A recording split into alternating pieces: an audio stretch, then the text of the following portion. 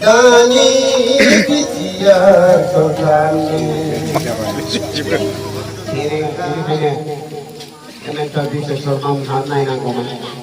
Ada kiringkan musuhan ni kerana naik. Bangsa jelani rakyat sebelum musuhan naik nangkuman. Kalau dengar ini apa? Angin ikut di sana lain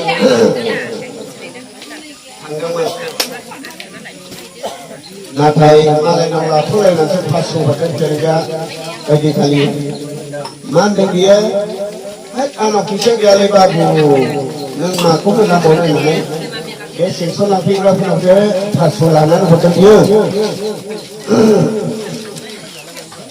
oman sini dia kau ni bukan anak sokan ni sekarang macam haja sokan ni, lepas tu menang. Pas sekolah pun ada sokan dia, mesti ada juga.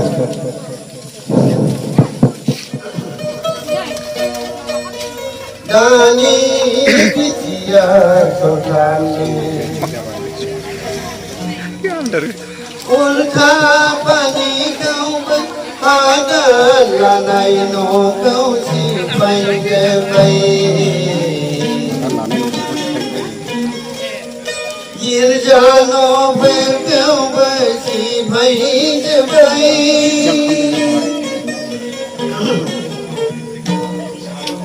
mandali kita kau bersipai kepai, tinggal kita raya.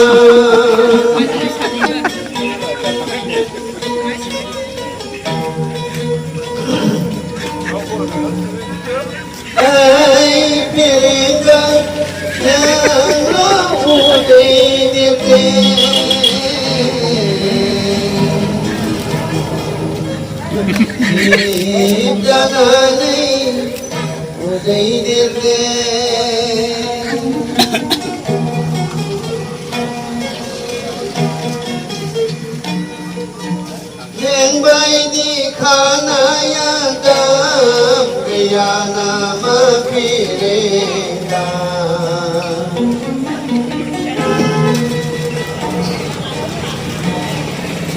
malay na ulako laina paso na ikaw kesiyaw dungoan kau nilaga pernah paso laina ni ang ne horde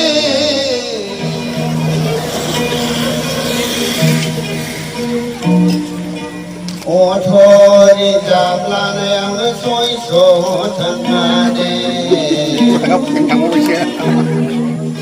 ngakai mangelai malai na una tolai na paso lo horde angne pegal ki saraya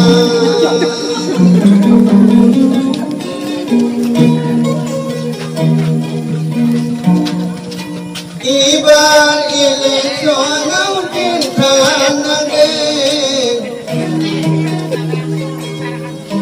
Polisi di banglayan pasolo onan inhor baide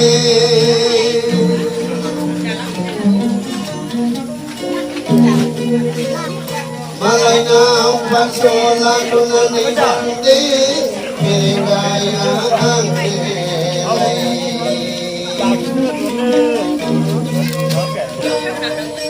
sing son lang pira na ula ko lay na ni se pasote